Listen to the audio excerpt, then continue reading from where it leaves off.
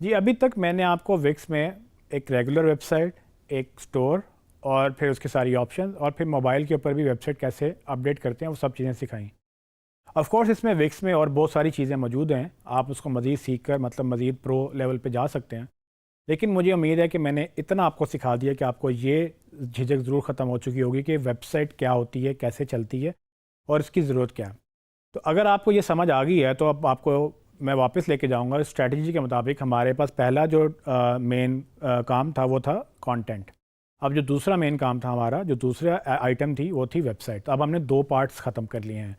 Website मुझे उम्मीद है कि अब आप इसको यूज़ करके आप अपना टॉफू मॉफू बॉफू कंटेंट क्रिएट कर सकते हैं। यानी कि अगर आपने चीज़ें बेचनी है, बॉफू कंटेंट है, तो आप सर्विसेज के पेज बनाएं, प्रोडक्ट के पेज बनाएं, लोगों को बेचें, वो आपका वेबसाइट फ़ौरन लाइव कर सकते हैं आप।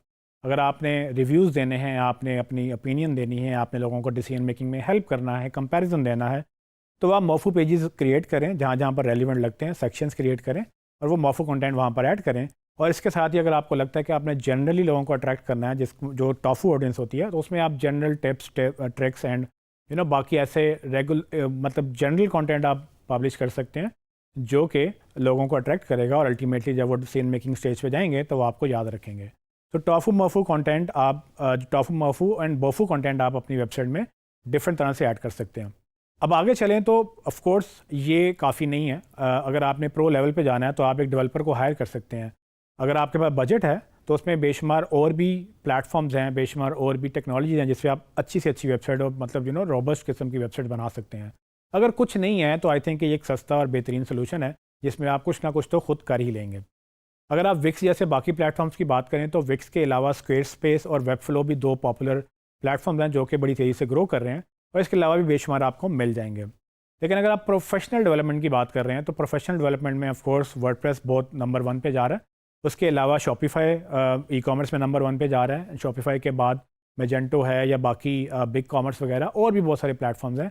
या फिर बहुत सारी टीम्स कस्टम डेवलपमेंट करती हैं, यानी कि अपनी लैंग्वेज यूज़ करके PHP के अंदर या ROR के अंदर वो डिफरेंट लैंग्वेज यूज़ करके अपने कस्टम स्टोर बनाती हैं।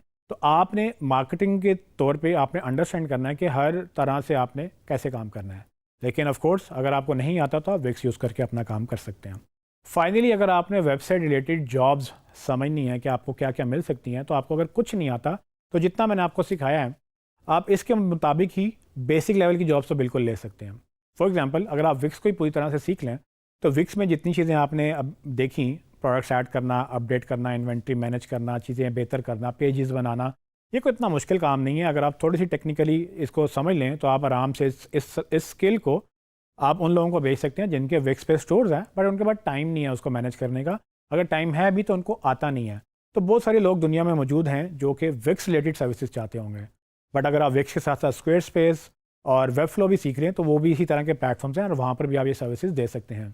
फिर अगर आप शॉपिफाई वर्डप्रेस वगैरह भी सीख सकते हैं तो उसमें भी आपको प्लगइन इंस्टॉल करना है, ऐप इंस्टॉल करना, डेटा मैनेज करना, इन्वेंट्री मैनेज करना, ये सारी चीज़ें ऐसे ऐसे काम हैं जो कि बगैर डेवलपमेंट सीखे, बगैर डेवलपर बने आप बेसिकली सिर्फ और सिर्फ मैनेजमेंट के टास्क आप कर सकते हैं जिसमें कोई टेक्निकल नॉलेज की ज़रूरत नहीं है।